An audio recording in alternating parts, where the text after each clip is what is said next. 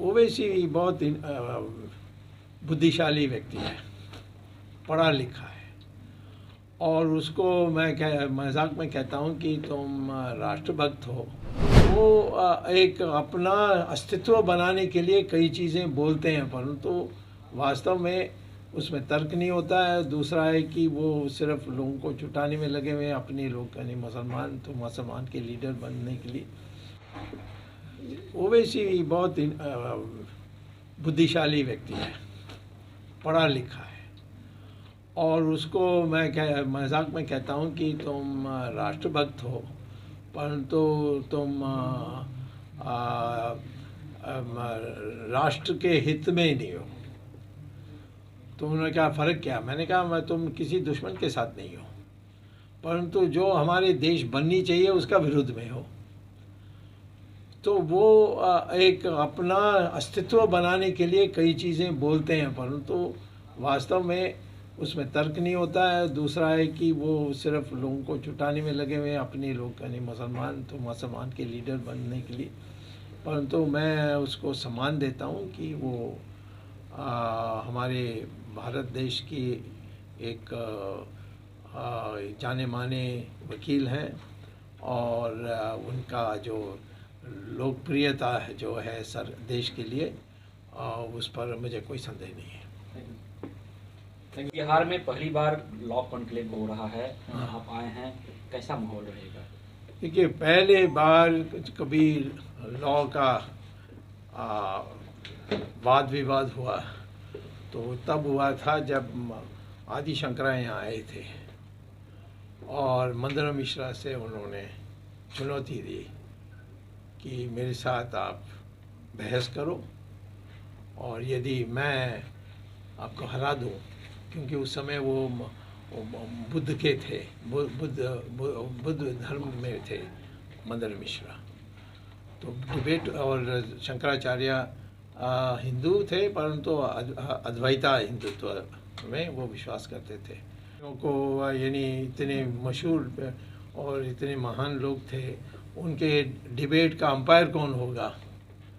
तो मंदना मिश्रा की पत्नी को चुना गया, और पत्नी ने जज की काम की थी। दोनों का बहस सुनने के बाद अपने पति को हराने की निर्णय दी उसने, और हारने के बाद वो फिर शंकराचार्य, पहली शंकराचार्य मठ के जो श्रृंगेरी में है कर्नाटक में, उसका वो बन के गए थे। तो बिहार का तो पुराना इतिहास है, तो चाणक्य क्या उसने तर्क दी।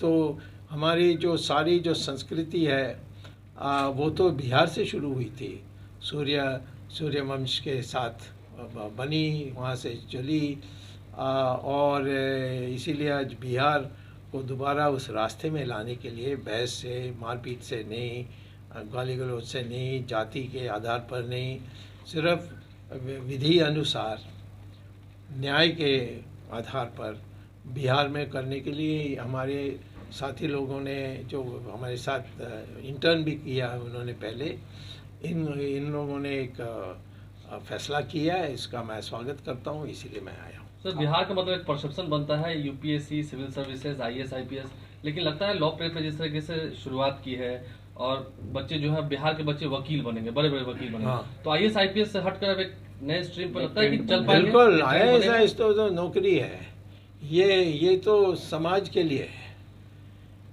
जो पीड़ित लोग हैं उनको मदद करने के लिए है। कानून किस प्रकार से सही होनी चाहिए, कैसे किस झूठा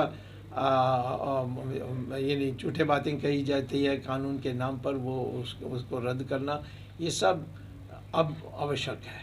और सारा समाज शांतिपूर्ण होना है, तो फिर विधि के मर्यादा होना चाहिए। इसीलिए मैं समझता हूँ कि इसको मैं आज सबसे उच्च मानता हूँ। उसमें महिलाओं का भी बहुत बड़ा स्थान है। तो महिला पुरुष बराबर किसी जगह में है तो ये विधि में है, और विधि के बिना हमारा संविधान नहीं हो सकता, और संविधान नहीं है तो फिर इस देश में सिर्फ अराजकता होती। आपके इंटर्न है, लगता है कि वो कुछ ऐसे बच्चों को पढ़ाएंगे कि देश को एक नया सुब्रमण्यम स्वामी फिर मिलेगा। आप मतलब ऐसे कामना करते हैं या आशीर्वाद देते हैं? कई लोग घबरा जाएंगे, इनके इसमें जाएंगे नहीं, फिर सुब्रमण्यम स्वामी एक बहुत तंग कर रहा है तो कितने और सुब्रमण्यम स्वामी होना।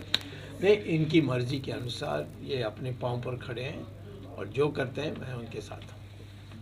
एक सवाल जी सर, ओवैसी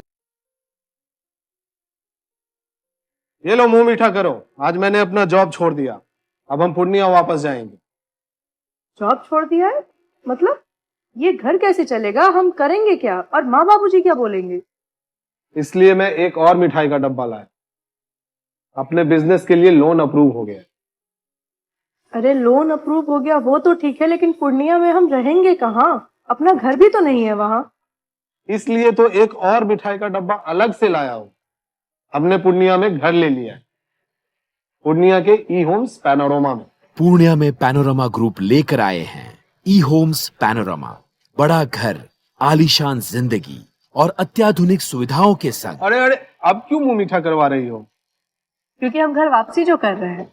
घर वापसी की खुशी पूर्णिया में ई होम्स पैनोरमा के संग। ई homes panorama, luxurious lifestyle redefined.